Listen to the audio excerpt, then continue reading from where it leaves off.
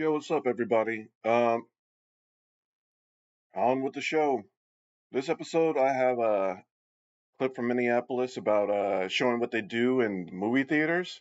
'Cause it's so entertaining in Minneapolis, Minnesota.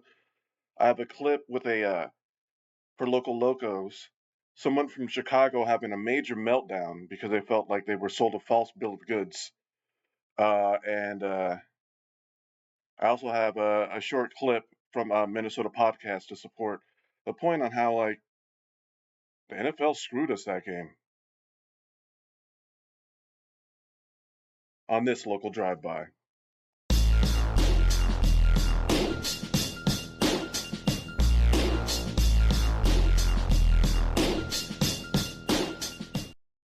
All right, welcome to local drive-by. Here's let me explain how I feel about the last game. Let me give my opinion. Even though Blackwell and arguably our best player on the team, Jalen Johnson, were out, and this was week one, I expected there to be struggles and things to go slowly. But there were three particular plays that completely derailed everything. This is not pass interference. How is he supposed to stop? How's the defender supposed to stop when the receiver suddenly turns around because the pass was underthrown? That's ridiculous. This also is not pass interference. This is a man slipping and falling and getting up and then bumping into the defender. And this is not a hold. I don't have the full clip, but the only way it would be a hold is if he sat on him and held him down the whole time.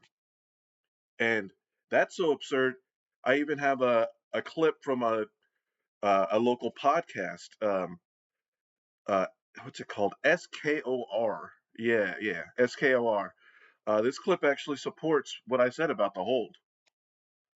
But your thoughts on J.J. McCarthy's first ever NFL performance? I thought it was fascinating to watch. I mean, through three quarters, the Vikings are 0 for 8 on third down, 85 total yards.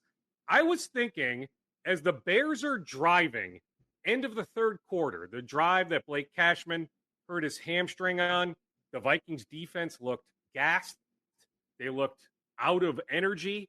And all of a sudden, there's a questionable holding call on the Bears' right tackle. Not sure I would have thrown the flag there. It's like Goodell is like using the same algorithm that he used last season to help the Chiefs win, but he used it against us for Minnesota. Why? Is it because JJ McCarthy is a better story? I don't know. But it was clear that they just took these certain select plays where one put them in field goal range, the first pass interference.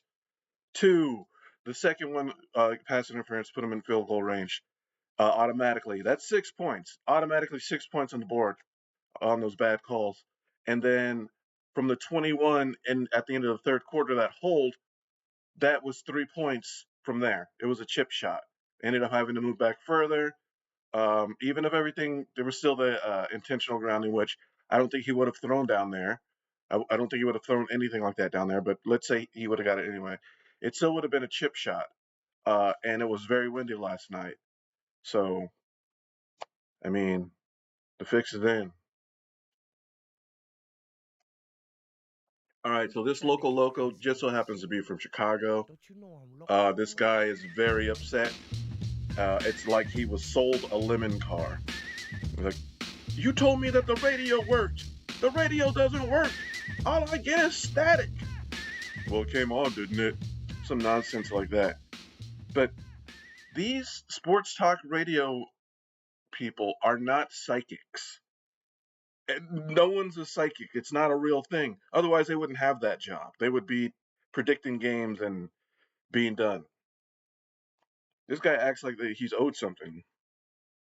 Well, I wanted to speak about was the journalists like Chicago Sports Media. Is it you guys' job to help the fan out, to give us a lead as far as what's going on with the team? Because what we're seeing with Caleb Williams right now and what David Hall's been preaching for so long is that we had our guy. Danny Parkins, all these guys. You guys made it seem like as Chicago Bears fans, we had our guy. And now I'm listening to David Hall when you just said we got our coach, we got our quarterback, and he's now being smug and saying, oh, okay, but you shoved it down our face. For last year, we had Justin Fields that he wasn't our guy. If I got to lean on you guys for talent evaluation, I'm dead in the water. This guy's nuts. He's having a meltdown. Brad Biggs looks like he can't catch a pass, let alone throw a pass, but he's telling me all day long who's a good quarterback and who's not.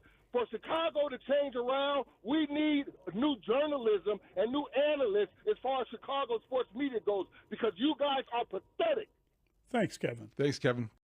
You are completely pathetic. Jeez Louise. I can almost guarantee you that this fan is a Cubs fan. I don't think he's a White Sox fan. I have a theory. There's two different types of Bears fans. There's the Cubs fans, who are the lovable losers, who are constantly miserable. And then there's the White Sox fans, who are more like, living in a world of reality, logic. We have a poor owner, but we won a World Series in 2005. That was cool.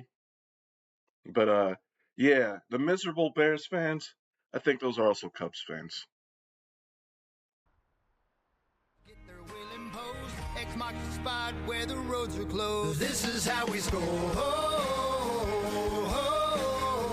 We win in every game, headed to the Super Bowl. We light it up with our hands up. This is how we score.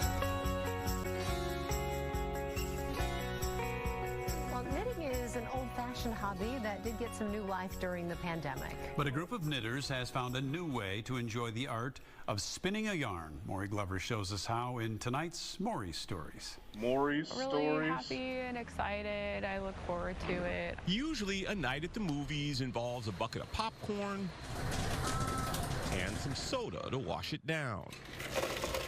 On this night, a go bag and knitting needles. I've Drink every basically time been there's a coming knitting since they pun. started. It's We're already about one at the 1 year mark. This is a monthly ritual for me at this I've been coming since they started, since the 1 year mark.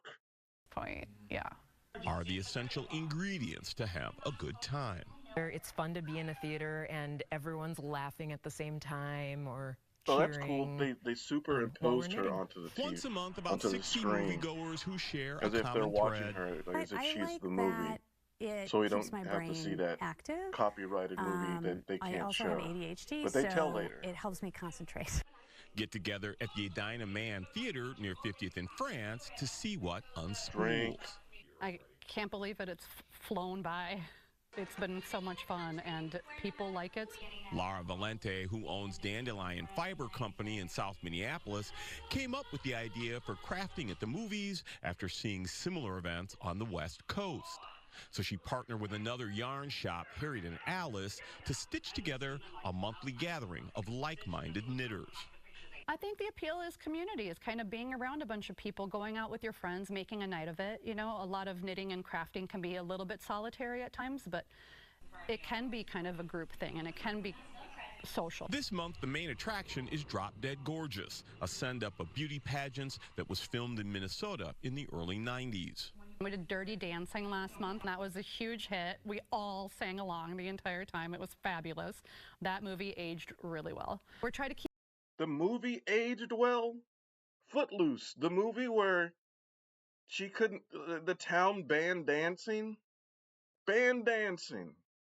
That holds up. All right. It's very, very relevant today. them on theme, or like, you know, technically chick flicks, but fun ones. Well, for the record, there's no such thing as a fun chick flick. Yeah, I said it. It works together. Yeah. The crafts run the gamut from knitting and crocheting to needlepoint and even Lego building. And the end results are just as varied.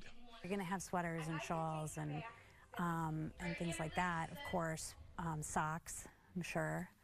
and it just depends. Organizers say knitting saw a resurgence during the pandemic because people had time on their hands and were looking for something to do with them. There's a lot happening in the world that's hard to process. I don't think humans are meant to process this much data. And We're not supposed to process this much data? Who talks like that? Input, sensory overload. Ow. I'm inputting too much data. I feel the temperature 78 degrees, sunshine.